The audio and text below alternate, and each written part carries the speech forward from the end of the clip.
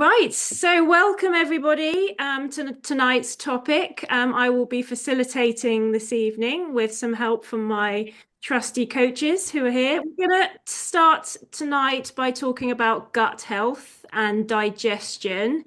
So I just wanted to sort of throw it out there to see what people think I mean by gut health. What does that bring to mind when you say gut health? Healthy poos. Sorry. Yeah, no, it's a great one. Yeah. So, in its entirety, we're talking about your gastrointestinal tract. So basically, it's your entire digestion system that we're talking about. And we're actually talking about the trillions of microorganisms that are within that biome, if you like. So that's viruses, fungus, bacteria. All of that is an ecosystem in its own right, essentially. So we're talking about the health of that ecosystem within our body. So essentially, it's focused on digestion, but it actually has a lot more importance to the body than that. So we're going to kind of cover it all. I've got my glasses on because I've actually got quite a few notes today because it's quite a big topic. So there's quite a lot to get through. So let's get started. So we're going to talk a little bit about why good gut health is so important initially. So I'm just going to throw that out there and see what you guys think. Why might it be so important to have good gut health? Absorption of nutrients. Absorption of nutrients, yeah, for sure. And Absolutely. it affects our mood, it affects our brain fog, it affects our energy levels. That's where it all starts. Yeah, Our health. absolutely. And immunity as well. Yes. Absolutely. Yeah, absolutely. And with immunity, we actually have 70% of our immune system is actually controlled by the gut. It's surprising how important that is for our overall health.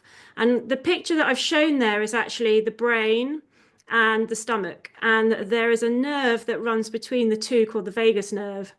And there's a reason why we talk about the stomach being the second brain, because it is actually directly attached by this nerve to the brain, and it communicates backwards and forwards from the stomach to the brain.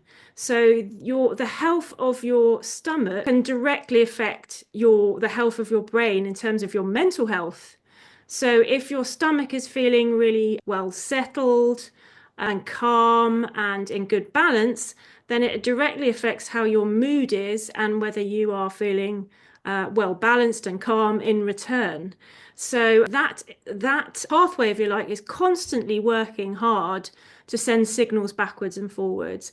So we talk about sort of, when you say I've got a gut feeling about something, and you can almost, it's your brain talking, but it's your gut talking. It's because they're totally linked. It is, there's a reason they call it a second brain. Yeah, and we talked about nutrient absorption. Obviously, if you're not optimal in terms of your gut health, then you're not going to be getting the right nutrients out of the foods that you're eating. So they could be passing through without the right sort of nutrient absorption.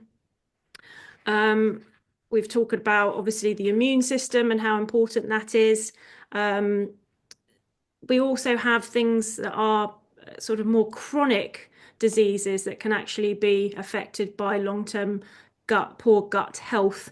So things like IBS, diabetes, obesity, which obviously we know has lots of other knock-on effects, heart disease, and there's also something called leaky gut syndrome, which is where actually if you have very poor gut health, you can actually have some of your contents of your gut leaking out into the rest of your body and causing inflammation.